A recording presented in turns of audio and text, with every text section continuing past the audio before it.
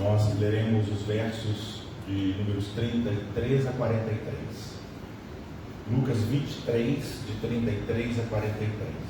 Eu vou ler uma versão diferente de vocês, então de repente pode ter aí algumas palavras um pouquinho diferentes, tá? Lucas 23, de 33 a 43, diz assim a Escritura Sagrada. Chegaram finalmente ao Calvário, e foi neste lugar, em forma de caveira, que crucificaram Jesus, junto com outros dois criminosos, um à sua direita, o outro à sua esquerda. Em meio à agonia, contudo, Jesus dizia: Pai, perdoa essa gente, eles não têm a menor ideia do que estão fazendo. Diferente, os soldados jogavam dados para decidir como haveriam de repartir entre si as roupas de Jesus. A multidão curiosa ficava lá, assistindo a cena. As autoridades pedantes se divertiam e zombavam. Vejam só, ele não andou por aí salvando tanta gente? Pois que se salve a si mesmo, se de fato é o Messias. Também os soldados troçavam de Jesus, vinham até ele e lhe ofereciam vinagre para beber, e caçoavam: se você é mesmo o rei dos judeus, desça daí e salve-se a si mesmo.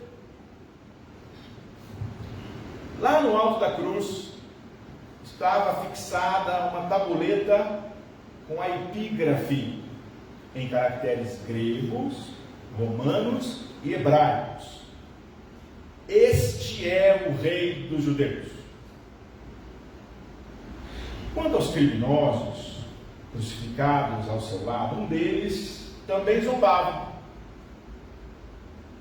se você é o Messias, o que está esperando? Salve a sua pele e também a nossa.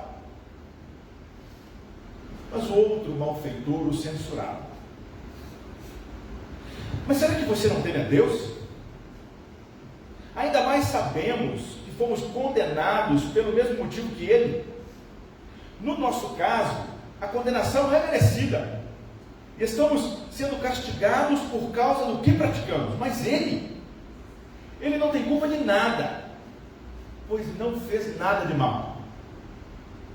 Então suplicou: Jesus, não se esqueça de mim quando você voltar como rei. Jesus lhe respondeu: eu lhe garanto, hoje mesmo estarás comigo no paraíso. Palavra da salvação da manhã deste domingo. Cristo, Rei do Universo e consciência dele. Trilhamos um caminho, meus irmãos e irmãs, desde o primeiro domingo do Advento do ano passado. Repassamos a história da redenção, toda ela, a maior de todas as histórias da humanidade. Estamos fechando esse ciclo de fé que trilhamos ao longo desse ano. Hoje é o último dia desse ciclo. Por isso foi estabelecido domingo, Cristo Rei.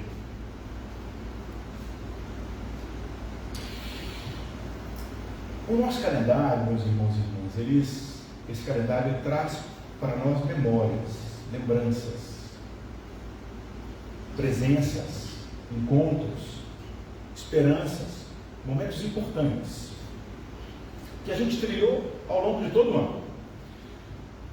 A gente recordou, vivenciou. Muitos momentos nós nos angustiamos, em outros nós tivemos esperança, em outros ficamos desesperançosos, em outros a nossa esperança foi renovada, tivemos mais força. Passamos por muita coisa nesse último ano. Mas a cada momento do calendário litúrgico, uma esperança era plantada de maneira muito especial, apontando para um novo mundo de Deus. Sempre isso, sempre isso. Para o novo mundo de Deus, que a gente chama de reino de Deus. A gente acredita nisso. Isso é base da nossa fé. De um mundo bom, de um mundo justo, de um mundo alegre, de um mundo de paz, sem guerra, sem doença, sem dor, sem limites. No ciclo do Natal do ano passado, a gente caminhou, olha que interessante, das trevas para a luz. No ciclo da Páscoa, a gente migra das cinzas para o fogo do Pentecostes. No próprio tempo do Pentecostes, a gente migra das lágrimas para a alegria. Sempre. A vida é feita de ciclos. Sempre. Cada período tem um ápice. O Natal termina com a Epifania, quando a estrela da manhã ilumina um caminho. E todos os povos estão ali representados por aqueles magos do Oriente. Gente estranha, muito estranha, muito estranha. Costumes diferentes, variados, roupas diferentes, religiões diferentes, idiomas diferentes. Mas olha que interessante. O ápice do ciclo do Natal é essa luz que ilumina todos os povos, todas as gentes, todas as cores. Na Páscoa, olha que interessante, também tem um outro ápice. Pentecostes, o fogo do Espírito. É o ápice da Páscoa. Ocasião em que o Espírito visita uma diversidade de gentes, de todos os lugares, etnias variadas, línguas variadas, todas as pessoas ouvindo a mesma mensagem na sua língua nativa. Todos os povos da terra, a respeito das diferenças, dos costumes variados, das religiões variadas e dos seus idiomas. Neste domingo, Rei do Universo, a gente celebra a consumação da redenção.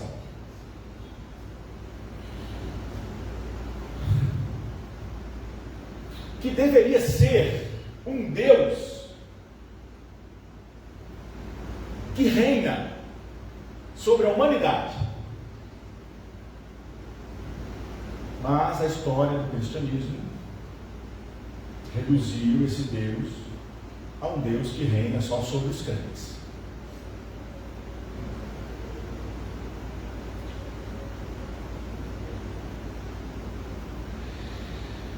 Eu fico também pensando, por que o calendário litúrgico, no domingo, Rei do Universo, não coloca aqui, por exemplo, o texto do Apocalipse de João, onde a gente vê ali o Cristo reinando sobre tudo, em uma linguagem de código, metafórica, linda e maravilhosa, um todo amoroso Deus que acolhe todas as pessoas. Não. O texto sugerido no calendário litúrgico não tem a figura na memória daquele Pantocrator. Sabe aquela figura do Cristo Rei, de braços abertos, com um trono esplêndido que a gente vê em muitas figuras por aí? Esse é o Pantocrator. Mas o texto remete à cruz. A cruz. O texto não remete a um general todo-poderoso. O texto não remete a um super imperador implacável. O texto não remete a um imperador temível, um general, um terrível Kaiser. Não. O Evangelho oferece um outro rei, expresso numa tabuleta fixada sobre um instrumento de tortura pública. Jesus Nazareno, Rei dos judeus.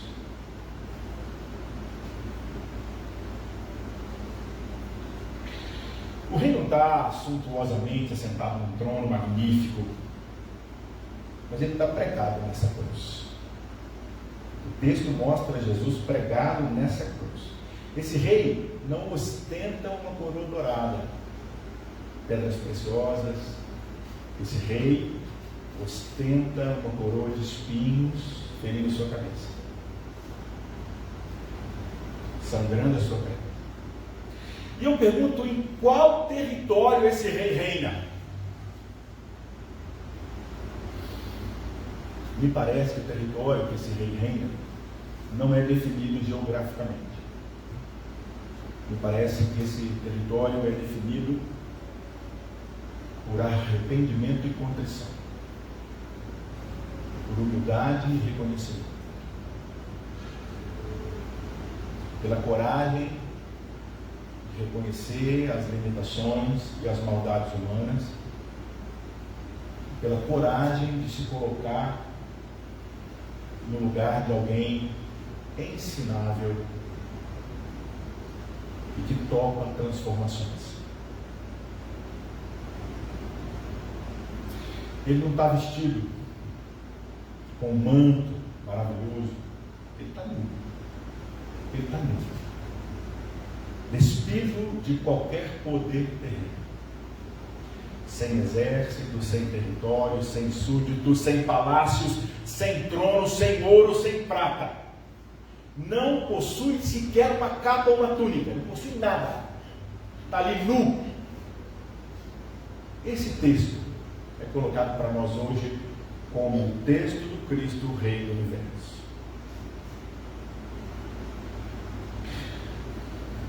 Sabe por quê? Porque muito provavelmente esse reino desse rei é sustentado por valores muito diferentes que qualquer outro tipo de rei.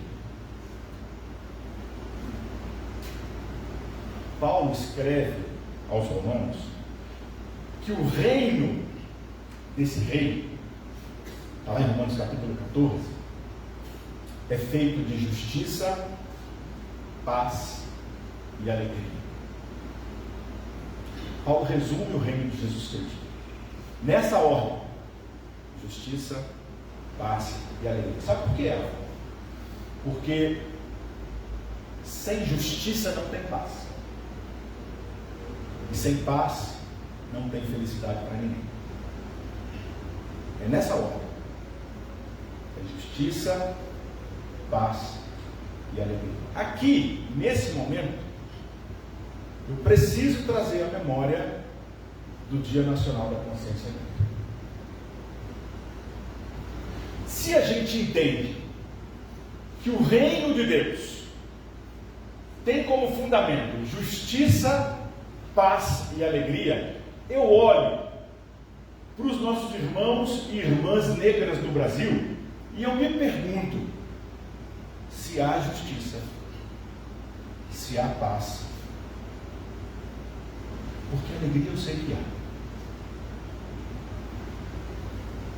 Alegria eu sei que há.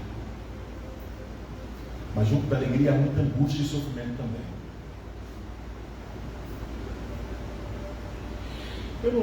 Esse lugar não deveria ser meu. Eu não tenho aqui lugar de fala. E eu pergunto se alguma irmã, se algum irmão preto quer falar alguma coisa nesse momento. Eu quero aqui para vocês. Vocês querem falar alguma coisa? Porque esse lugar é de vocês. Vocês querem pensar comigo alguma coisa que a gente pode fazer junto para diminuir as injustiças contra o povo preto no Brasil? Se quiserem pensar um pouquinho, só levantar a mão que eu vou pedir para vocês falarem. Quem quiser falar. O meu lugar aqui é interessante porque eu não me reconheço como pele branca, mas eu tenho uma passabilidade de gente branca no Brasil. Eu tenho todos os privilégios, eu sou tratado como gente branca no Brasil e eu tenho que me considerar branco por causa disso. Tem gente que fala que no Brasil existe uma miscigenação. Eu detesto essa palavra depois que eu comecei a estudar sobre uma postura antirracista. Sabe por quê? Porque o que a gente, e aí eu vou me colocar como povo branco, chama de miscigenação foi construído com a pior violência em cima do povo preto, com uma tentativa de embranquecer a população brasileira, diminuindo o povo preto através do estupro de mulheres pretas. Sabiam disso? Isso foi projetado. Mulheres pretas na história foram estupradas por brancos para ir embranquecendo as gerações. E a gente põe o nome disso de miscigenação. Isso é violência, isso é estupro, isso é morte. Talvez o meu lugar aqui hoje seja o pai do Mateus e da Ana. Aí eu posso falar um pouco. Mas eu preciso hoje de pensar nesse reino de justiça, paz e alegria, para a gente enfrentar tantas formas, olha só, veladas e muitas vergonhosamente reveladas, de opressão, racismo, preconceito, invisibilidade da identidade. Olha como é colocada a nossa herança, enquanto uma igreja presbiteriana, a gente tem uma herança europeia. Esse tipo de culto, onde eu estou aqui na frente, todo mundo olhando para a nuca de todo mundo e aprendendo aqui comigo, isso jamais acontece na África. Em África, as pessoas entram em cirandas, em rodas, umas olhando para o rosto das outras, uma se respeitando as outras. Você já pensou se a nossa igreja fosse assim? Se a nossa comunidade tivesse aqui um centro, né? Todos os bancos em círculo, todo mundo olhando o rosto do outro. Será que a gente não poderia aprender mais?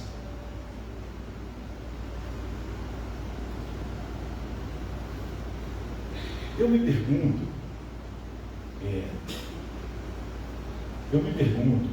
e talvez os nossos irmãos e irmãs com mais tempo na segunda igreja possam falar um pouco mais, o que o nosso irmão diácono emérito Valdir enfrentou na segunda igreja simplesmente por ter a pele negra? Já pararam para pensar nisso? O que o Valdir enfrentou na segunda igreja? Nesses anos todos que o Valdir está aqui com a gente. A gente fala assim, não, nós não somos racistas, tá?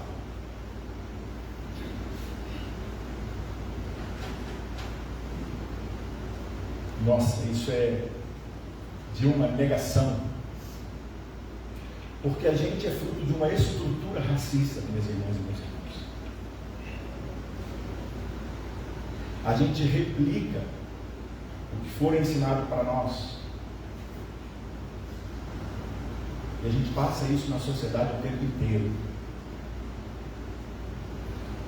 Essa data do dia 20, a gente sabe dessa data, né? A gente precisa trazer à memória aqui o Quilombo dos Palmares. E a data do dia 20 do 11, a gente sabe que é a data de morte do líder do Quilombo dos Palmares, que é Zumbi dos Palmares. Por isso que essa data foi estabelecida no Brasil, agora como feriado, graças a Deus, inclusive, para ter o lugar correto. O Quilombo dos Palmares, eu não sei se todo mundo sabe da história, mas no século XVII, o Quilombo, ele teve um trabalho de quase 100 anos de resistência de uma sociedade violenta escravagista. De 1605 a 1695, 90 anos de resistência. É uma luta coletiva da população negra pela vida, pela existência. Eu fui a Lavras há pouco tempo e o Rafa faz um projeto em Lavras, todo mundo conhece o Rafael Castro, né? Foi até aniversário dele esses dias para trás, a esposa de Kelly. O projeto de Rafa, dentro do projeto, ele tem um mapeamento das representações religiosas na cidade de Lavras. Então, o Rafael acaba tendo contato com gente de praticamente todas as representações religiosas que estão lá em Lavras, né? E a gente visita muitas outras religiões lá, e eu tive a oportunidade de ir em um terreiro em Lavras com o Rafael. E o terreiro em Lavras tinha, de um lado, um altar com santos brancos. E do outro lado tinha um altar com referências das divindades, representações de naturezas que aquela tradição religiosa tinha, e todas aquelas imagens eram de pessoas pretas, referências pretas. E eu estava conversando com o pai de santo lá e ele disse assim: olha, tem pouco tempo que essas imagens ficam expostas aqui, porque na década de 60, 70, várias dessas imagens aqui foram parar na delegacia. Polícia batia na porta, levava as imagens pretas, presas, retidas. E o pai de santo tinha que ir lá, pagar, para a polícia soltar a imagem, que era a representação do sagrado para ele fazer o culto dele lá.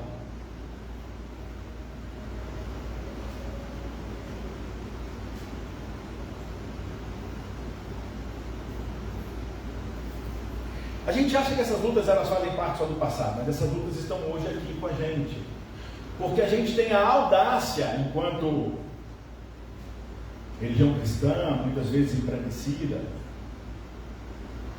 de olhar para a referência do sagrado do outro e demonizar, e não respeitar, e nem ouvir o que o outro está dizendo que aquilo representa. Porque se você ouvir o que aquilo representa para ele, você vai encontrar muito mais identificação com a nossa fé cristã do que você imagina. E vai ter muito mais identificação do que divergências. Porque está ali buscando amor, paz, saúde, vida, dignidade, como nós. Como nós. Então hoje, eu preciso olhar para essa memória, que mostra muita resistência no passado, e dizer que hoje ainda nós precisamos resistir, lutar contra as coisas vergonhosas que acontecem no nosso país e na nossa cultura. A gente é filho, a gente é filha de uma sociedade que tem um racismo estrutural e a gente precisa assumir isso. Esse é o primeiro passo, é assumir isso, é reconhecer isso, que essa estrutura mata e segrega. Eu tenho aqui algumas referências da fonte lá do Congresso em Foco do IBGE. Eu só preciso citar rapidinho para a gente, tá bom? Algumas referências. O percentual de pessoas negras que concluíram uma graduação é menos da metade do percentual de pessoas brancas no Brasil hoje. E tem gente que fala de cota. Tem gente que briga por um problema de cota, de gente que tem que pegar 2, 3 ônibus para ir para uma faculdade, enquanto aquela pessoa, ela, motorista do pai, vai lá e leva ela para a faculdade. Sabe como? E tem gente que acha que todo mundo passa pela mesma coisa. Tem gente que fica 3 horas no transporte público para ter acesso à educação, enquanto o outro gasta 15 minutos com carro próprio, com tranquilidade, de pagar o estacionamentozinho da faculdade lá. E a gente acha que está tudo bem. A gente acha que na linha de largada está todo mundo no mesmo lugar.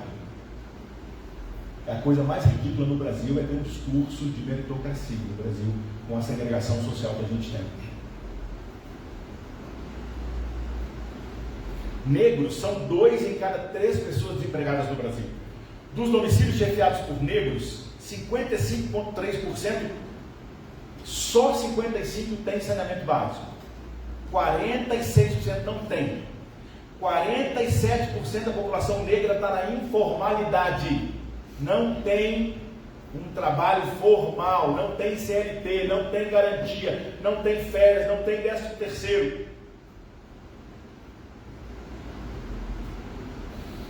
Entre os mais empobrecidos do país, 3 são pretos a cada 4. 75% da população mais empobrecida no Brasil é a população negra. Dos professores universitários, esse índice melhorou de 2022 para cá. 2022 era 26. Olha, desculpa, 2022 era 16. 2025 é 21. Graças a Deus, olha que coisa maravilhosa.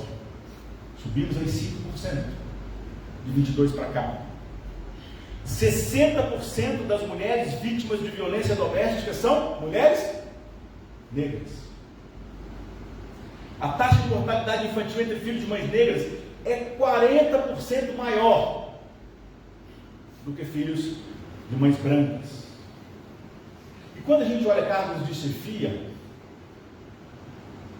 nas grandes corporações, apesar da população brasileira ter mais de 50%, se não me engano, eu não peguei esse dado agora, se não me engano, 57% da população do Brasil é população negra, se não me engano, salvo erro aí.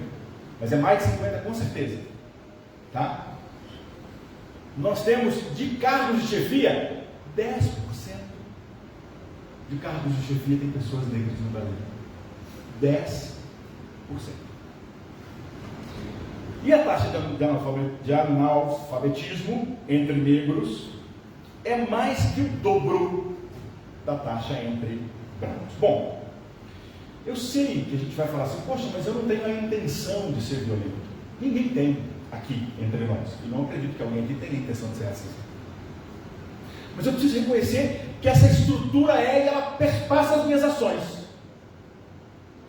E eu preciso fazer uma leitura, algumas leituras, né? Os lugares que nós frequentamos, por exemplo, tem aquele teste básico, que a gente chama do teste da visão.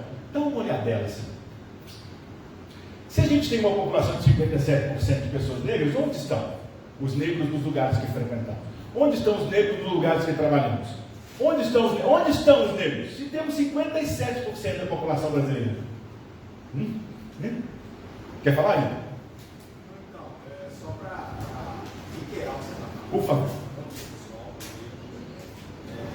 Eu acho que é isso. Para a gente entender o que é o racismo, a coisa mais básica é decidir isso que você está falando. A gente precisa, eu acho que entender o que está à nossa volta. A partir do momento que a gente sair daqui, entender o que serve e o que é servir.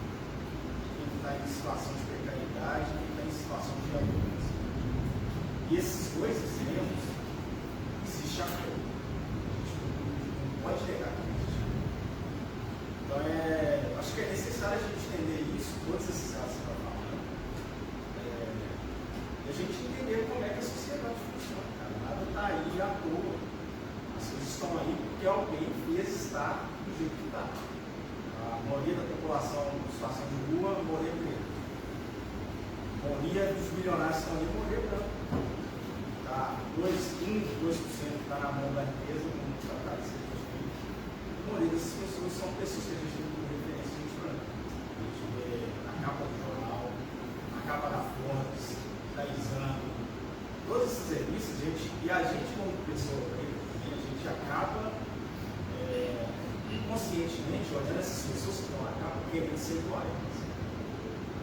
E aí fica esse ruído, porque essas pessoas ao mesmo tempo não representam o que a gente é, o que é a massa da população preta, e a gente acaba correndo atrás de um outro que a gente nunca vai conseguir chegar. E aí a gente precisa entender isso, porque a maioria das pessoas em situação de risco, porque a massa carcerária também, grande maioria, as pessoas que cometem crimes no que querem expor uma situação.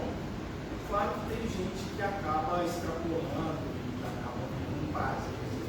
Mas existe uma estrutura que favorece as pessoas que estão em todas as favelas do Brasil e para fechar tudo. Isso não é um povo, isso não é a população periférica toda que faz isso. A grande maioria não é. Mas a situação, a questão de criminalizar as pessoas, desde o Brasil colônia. A gente tem um Brasil imperial. Vem a República, favorece as mesmas famílias, os mesmos sobrenomes. As pessoas só é 400 anos. O filho, o tataraneto, o dono está aí.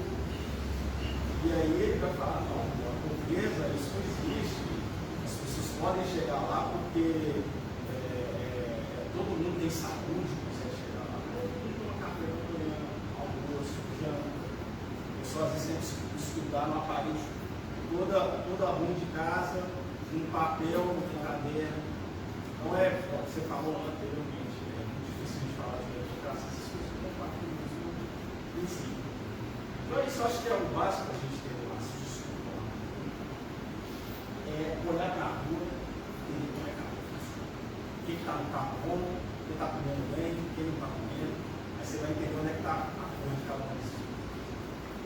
Obrigado, Pedro.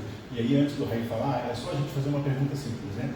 O pessoal fala de trabalho, é só trabalhar. Aí eu pergunto assim, qual que é o banqueiro que trabalhou para ser banqueiro? Qual que é o banqueiro que trabalhou para ser banqueiro? Porque o banqueiro que está lá é filho do banqueiro que é pai dele, que é filho do banqueiro que é o avô dele, que é filho do banqueiro que é o bisavô dele. É simplesmente isso. É só isso. Aí, as famílias estão aí na riqueza, o ciclo da pobreza na vida, o ciclo da redenção do filho. é isso. Porque até alguns estudos são meio certos, mas eles não sabem. Falam muito no Brasil que o problema no Brasil não é uma instituição. Fala mais alto para a gente aí, por favor. O Brasil tem um governo social, alguns deles é econômico. Mas a economia do Brasil não.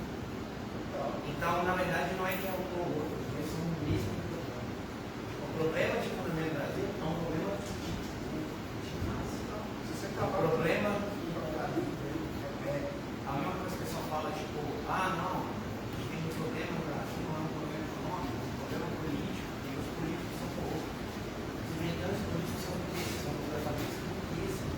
Então, o problema da política do Brasil é um problema que quando você vem com um árbitro, você vem um bando de branco velho, que é os representantes da galera dos brasileiros. Então, a política do Brasil, o problema político mas é o mesmo problema econômico, é o problema de tudo, o problema de bando de homem. Então, não são vários problemas, é um problema que tem um. A estrutura do Brasil foi feita para privilegiar esse povo humano, esses mesmas famílias, os russos, brancos, com origem europeia, que foi implantado. Mas só uma dica. Tem disposição, paciência, social. Quem tiver interesse, tem um podcast que chama História Preta. Aí você vai entender como é que funciona toda a estrutura do Brasil, desde colônia, Império, República, é muito interessante de fato. História Preta. Pessoal, pega essa dica do Vitor, leva para casa, gaste um tempinho, ouça esse podcast, História Preta. Procura lá, ouça a indicação de Vitor, tá bom? A gente precisa fazer esse exercício. E olha só, o que a gente pode fazer então para sair da não intenção para a intenção? Como pessoas discípulas de Jesus Cristo. O que é possível fazer? É possível fazer alguma coisa? É possível fazer. É possível? Claro que sim. Olha só que interessante, né? A gente precisa pensar que se Paulo pega todo esse reino que a gente celebra hoje, que é baseado em justiça, em paz e em alegria, e que a gente pode construir isso, e quando eu aplico isso na realidade étnica no Brasil, eu preciso pensar que primeiro, não basta só eu olhar para mim, né? E dizer, olha, eu reconheço que eu tenho essa estrutura e que eu preciso lutar contra ela comigo. Mas eu preciso ter uma ação antirracista na vida, no dia a dia. E como é ter uma ação antirracista na vida? A primeira coisa é fazer o que a gente exercitou aqui com o Vitor, né? Que é escutar mais e falar menos. Porque quando a gente escuta uma coisa que a gente fica incomodado, a gente quer logo interpelar, a gente quer logo tomar o papel de protagonista, a gente quer logo dizer, não, eu sei, não, ouça mais. Em especial, ouça mais as pessoas pretas, as suas dores, os seus sofrimentos, as suas exclusões, ouça mais, vamos ser mais humildes, gente, ouvir mais. Ouça as pessoas que muitas vezes nós partilhamos um pouco que a gente tem, dando oportunidade de trabalho. Ouça essas pessoas. A gente ouvir mais, para compreender o que elas falam, né? E não minimizar o sofrimento dessas pessoas. Outra coisa, a gente precisa reconhecer o que a gente tem, os privilégios que a gente tem. E eu entendo isso. A gente tem privilégio e eles precisam ser reconhecidos. E quando eu reconheço esses privilégios, eu não preciso ter culpa deles. Está tudo bem. Não tem que ter culpa dos privilégios. Tem que ter culpa de ter nascido branco, tem que ter culpa de ter recursos. Não tem. Está tudo bem. Mas eu preciso então ter responsabilidade, olhando que muitas vezes os acessos que eu tenho, muitas pessoas ao meu redor não têm acesso, e eu posso facilitar acessos a coisas básicas para essas pessoas. Às vezes eu tenho acesso à saúde, as pessoas ao meu redor não têm, como que eu posso facilitar esse acesso? Eu tenho que ter acesso à educação, mas eu posso partilhar o que eu tenho para que outras pessoas ao meu redor tenham acesso à educação.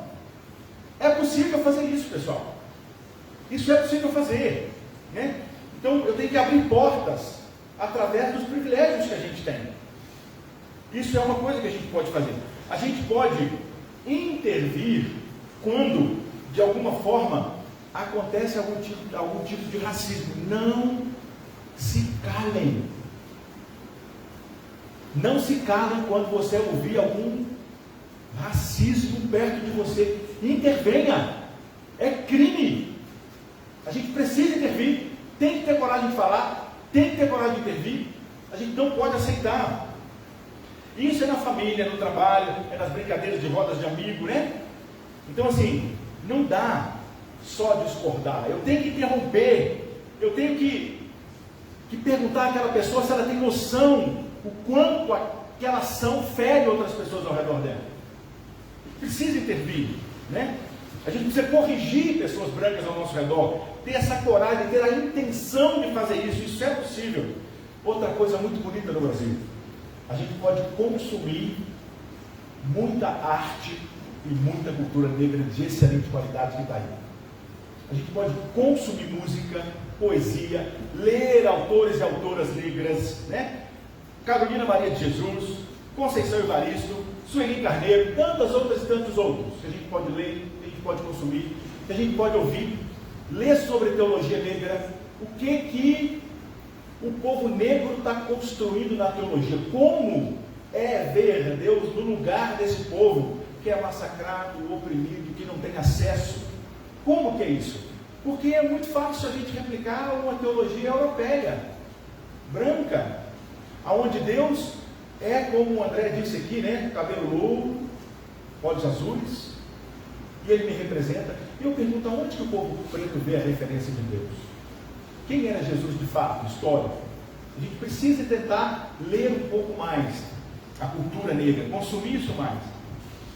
Dentro do nosso trabalho, a gente precisa lutar por equidade.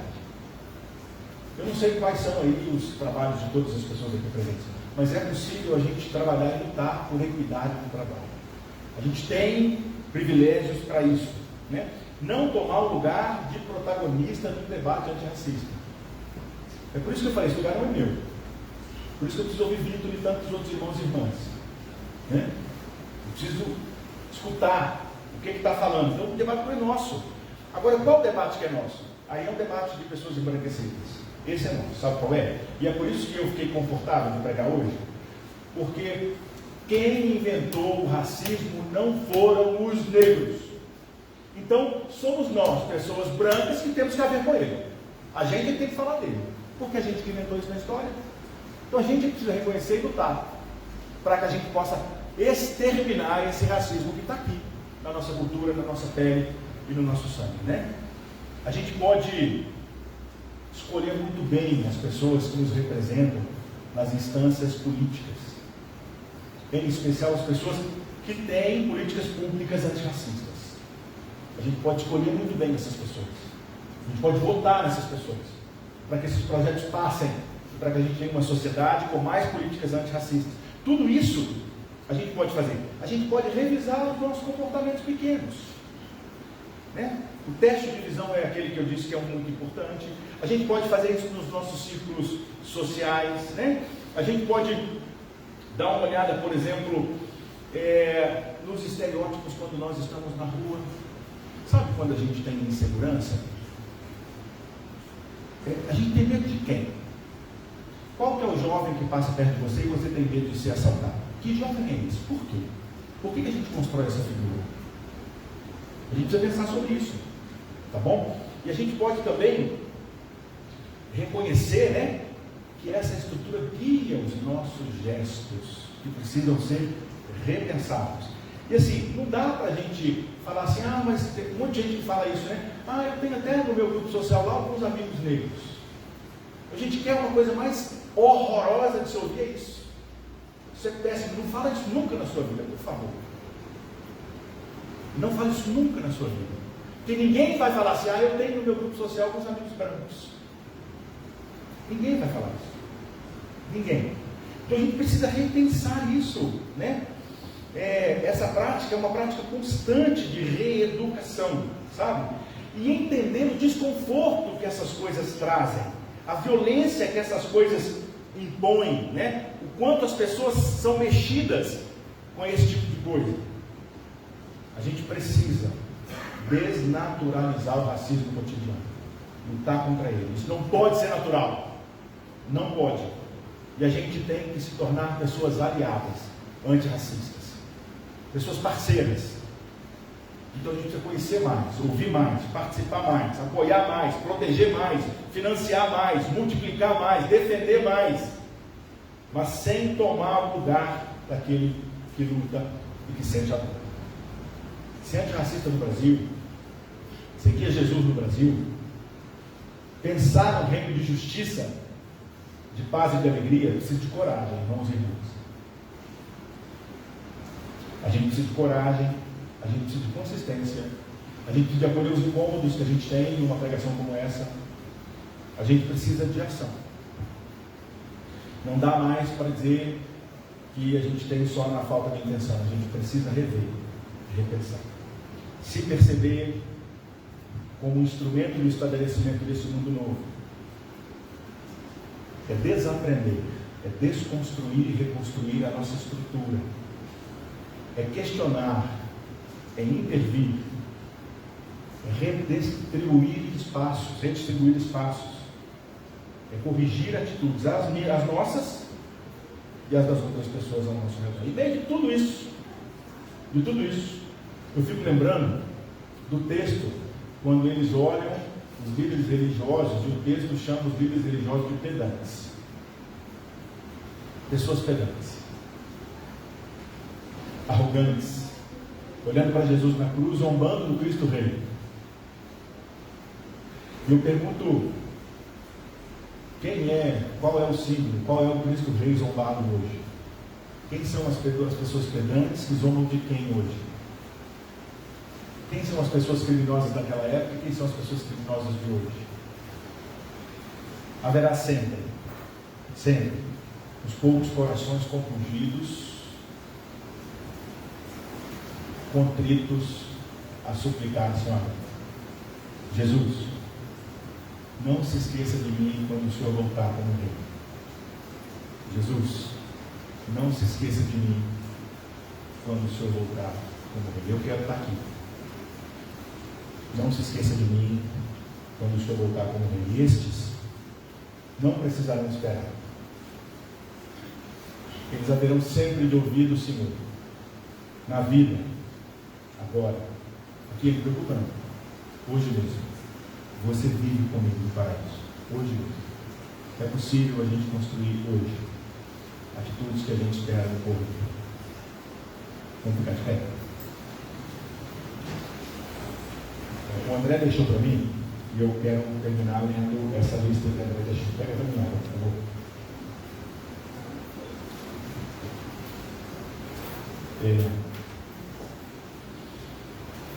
O grupo musical Maria Silva separou algumas pessoas que precisam serem citadas hoje na nossa cultura. Eu gostaria muito de citar essas pessoas aqui para que a gente termine a nossa celebração. E eu sei que eu conto com a compreensão de vocês, desculpa pelo horário, mas é importante. Hoje esse tema é muito importante e a gente deveria falar muito mais sobre esse tema na vida cotidiana, inclusive. Hoje nós queremos mencionar de forma muito honrosa Henrique Afonso, conhecido como Henrique Vieira, pastor, teólogo, político, atua na interface entre fé cristã, antirracismo e direitos humanos. Ronilson Pacheco, teólogo e escritor, todas essas pessoas negras, viu pessoal? Teólogo e escritor, e é um dos maiores intelectuais negros da teologia pública brasileira. Vilma Piedade, teóloga e intelectual, contribui para o pensamento negro religioso e a reflexão sobre espiritualidade e libertação. A gente menciona honrosamente. Éder Ferreira, teólogo e pesquisador, representa a nova geração da teologia negra evangélica, refletindo sobre a identidade negra cristã. Cleusa Milanese, irmã Cleusa, missionária católica, reconhecida por sua entrega e defesa de povos indígenas na Amazônia. Mãe Bernadette Pacifiquet, líder do Candomblé, influenciou o diálogo interreligioso e a reflexão sobre fé e direitos humanos. Zuleika Aparecida de Souza, teóloga católica, referência em espiritualidade afro-brasileira e liturgia inculturada. Agenor Arantes, pastor e líder comunitário, destacou-se na formação de lideranças cristãs negras e na denúncia do racismo nas igrejas. Sueli Carneiro, intelectual ativista, influente teóloga na reflexão sobre feminismo negro, racismo estrutural e espiritualidade. Frei Davi Raimundo dos Santos, da Educafro, aqui em Belo Horizonte, aqui, ó, frade franciscano, ali na Praça 7, líder do combate ao racismo e defensor de política de cotas. Padre Coquinha, Antônio José Coelho dos Santos, padre e jornalista, e importante para o movimento negro católico e reflexões litúrgicas e inculturadas.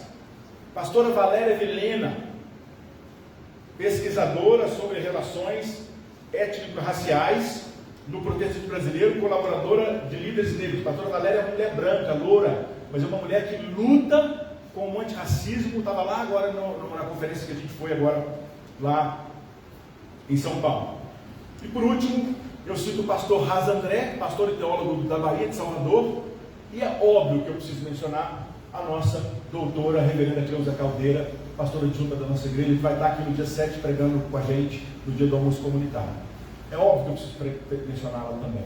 E tantas mulheres e homens que lutam para que a gente tenha uma sociedade melhor, para que esse mundo novo, do jeito que Deus quer, seja estabelecido. Quero pedir que a gente abaixe a cabeça um pouquinho e que a gente olhe agradecendo a Deus, para que Deus faça de nós replicadores de vida, lutando por um mundo de justiça, de paz e de alegria. Sim, Senhor, eu te agradeço nessa manhã, nesse domingo, em especial por esse incômodo todo que a gente sente quando a gente trabalha sobre esse tema, e a importância desse incômodo gerar em nós transformações na vida cotidiana. Que a gente se incomode sempre, até o momento onde a gente não tenha nenhum motivo para se incomodar mais. Que a gente lute por justiça, para que a paz seja estabelecida e com paz haja felicidade para todos os povos, para todas as cores e para todas as etnias. Assim nós rogamos em nome de Jesus. Amém. Repetindo as palavras do Senhor, dizendo: Pai nosso, que estás nos céus, santificado seja o teu nome, venha o teu reino, seja feita a tua vontade, assim na terra como no céu. O pão nosso cada dia nos dai hoje, e perdoe as nossas dívidas, assim como nós perdoamos os nossos devedores. Não nos deixes cair em tentação, mas livra-nos do mal, pois teu é o reino, o poder e a glória para sempre. Com as mãos estendidas, recebamos a bênção dessa manhã. Que a graça de nosso Deus Pai e Mãe, o amor de Jesus Cristo, Filho de Deus, e a comunhão do Santo Espírito seja sempre sobre a sua vida, minha irmã, sobre a sua vida, meu irmão, sobre toda a humanidade tão necessitada de transformação. Amém.